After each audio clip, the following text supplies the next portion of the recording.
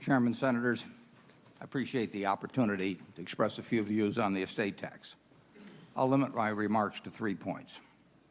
The first relates to the intellectual dishonesty employed by those who use the phrase death tax. This term is clever, it is Orwellian, and it is, if you'll pardon the expression, dead wrong. More than 2.4 million Americans will die this year. About 12,000 of them will leave an estate that will be taxed when it goes down to, when the exemption goes to 3 million, as Senator Grassley mentioned. It'll be 9,600 estimated, and it's been 19,000 when the exemption was higher. That means that 99.5% of estates will be tax-free. You would have to attend 200 funerals to be at one at which the decedent's estate owed a tax. Indeed, far more people who die receive a large tax benefit. I don't think that's generally understood, namely a stepped-up basis on appreciated assets. If people insist on renaming the estate tax, it would be more appropriately labeled the death present. The second point I would like to make is that in a country that prides itself on equality of opportunity, it is becoming anything but that as the gap between the super-rich and the middle class widens in dramatic fashion. Here are a few figures on the Forbes 400. Other people say they're Playboy magazines. I say the Forbes 400 magazine. 20 years ago, 1987, it took $220 million to make the list. Now it takes $1.3 billion, about a 6-for-1 increase. The total wealth of the list in 1987 was then $220 billion. Now it's $1.54 trillion, exactly a 7-for-1 increase.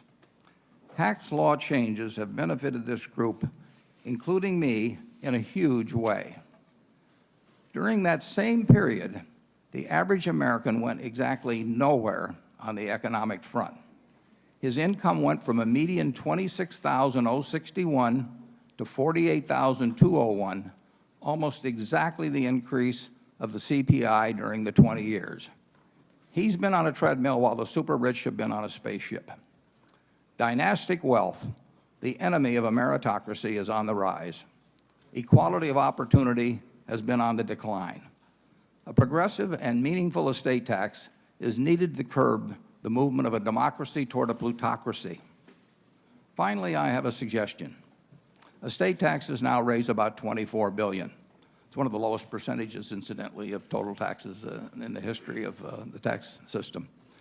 As mentioned, that $24 billion will come from about 12,000 estates. Indeed, half of that sum will come from only about 1,500 estates. The beneficiaries of each of those estates will receive millions, in many cases tens of millions or more. One point you never hear from proponents of estate tax elimination is whom they would get the $24 billion from if they didn't get it from the 12,000 largest states. They just say, free us. They don't say who to further shackle. Here's the suggestion. Keep the estate tax in its $24 billion. Reshape it, if you will, but keep the estate tax in its $24 billion. Then take a look at the bottom fifth of America. There are 23 million households in the United States with 20,000 or less of income.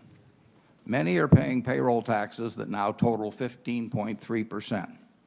That 15.3% alone is more than the rate on dividends or capital gains and more than the rate on carried interest. Let's give those 23 million households a $1,000 annual credit. Every dollar of such a credit would affect real change in the lives of the 50 million plus people residing in the 23 million households. Yet the cost of this would be less than getting rid of the tax on the 12,000 estates.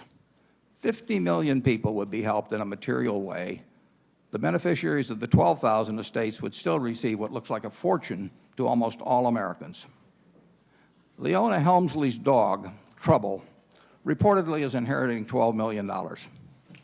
If Mrs. Helmsley's estate is in the 45% bracket, Trouble could instead receive $22 million if the estate tax was removed.